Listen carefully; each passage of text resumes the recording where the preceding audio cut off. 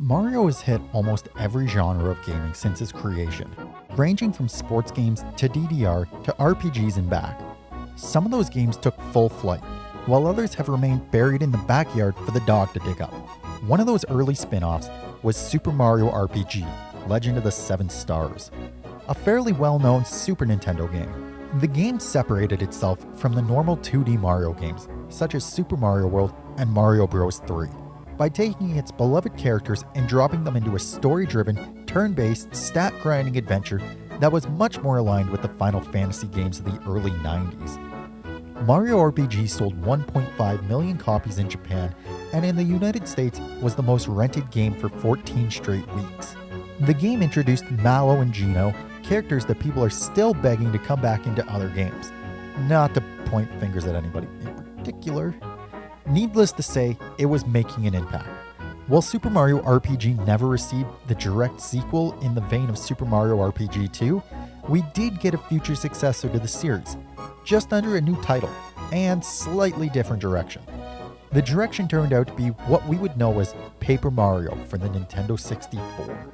Paper Mario 64 was released August 11, 2000 in Japan and would later come to North America February 5th of 2001.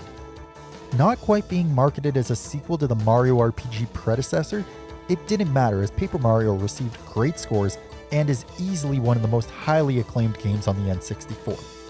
Opening up like a children's storybook, the change in art to a 2.5D paper cutout world brought charm and beauty to what was typically a knights and mages genre.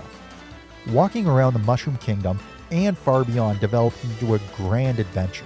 Exploring while seeing how the world developed through a paper lens was intriguing and left people with a smile.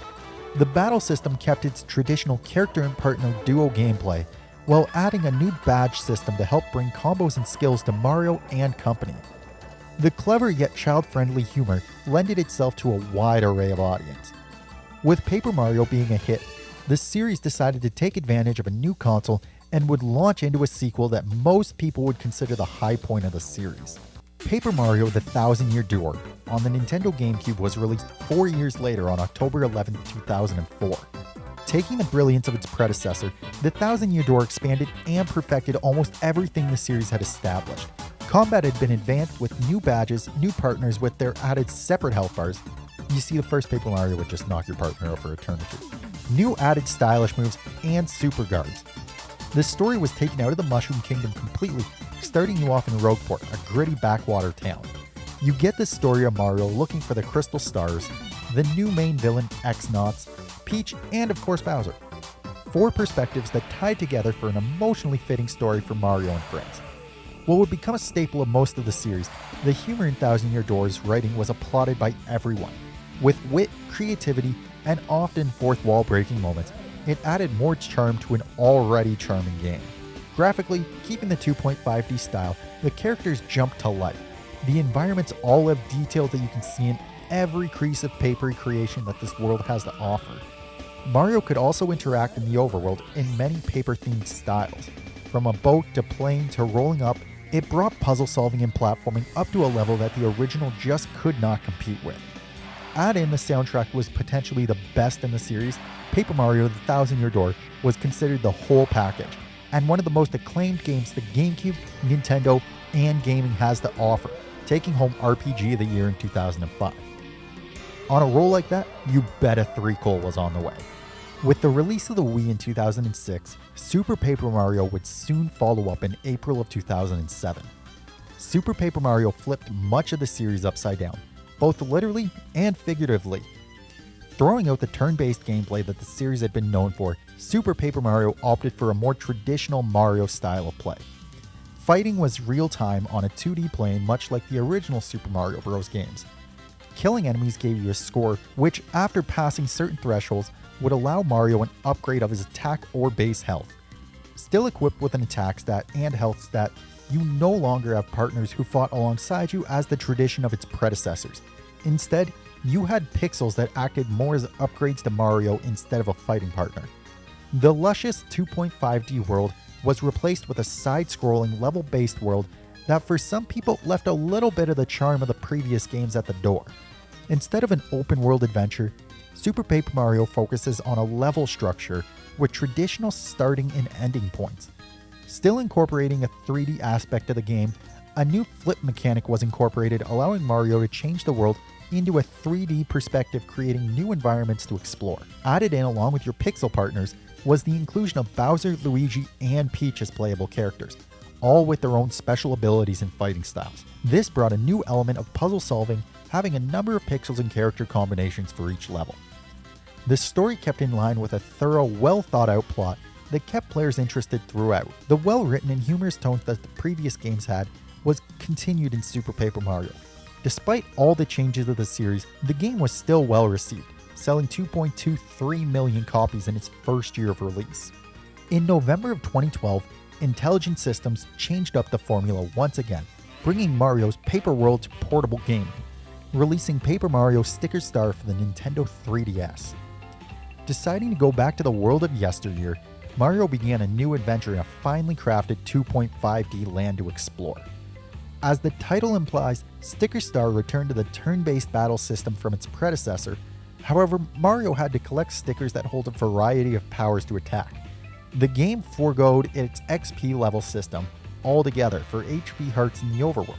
This system came into question quickly, as none of the fights in the game ended up being required, minus boss battles. It also created a problem where it was possible for Mario to have no way of attacking in a fight, as the use of stickers gets rid of it, meaning you could run out of stickers altogether. Sticker Star boss fights were another point of contention, as they often required a powerful sticker to negate a boss move, and without that sticker, the boss could not be beaten. The world was filled with basic puzzles and continued the theme of mission-based levels, as opposed to the older, more open-world style that the games were known for. Super Paper Mario switched the way partners were used in the franchise, but Sticker Star dismissed partners altogether. The only partner consistently through Sticker Star is Kirsty, a crown sticker who is often naggy and rude, more than the charming, lovable characters the series was known for. The game received many mixed reviews on the wide hit or miss designs the game tried to implement. Going back to the drawing board, Nintendo and Intelligent Systems decided to go back to Nintendo's new home console. Fans of the series, still worried about where the series was going, protested a new Paper Mario release, proposing that the game be cancelled before even seeing it. Nintendo ignored the protests, and in 2016, that home console game came in the form of Paper Mario Color Splash for the Wii U. The first Paper Mario game in HD, it was apparent from the beginning that this game's beauty rivaled even the Thousand Year Door. Continuing the theme of 2.5D overworlds, Mario and his new friend Huey were off to find the little paint stars at the end of each level, leading to a big paint star all over Prism Island.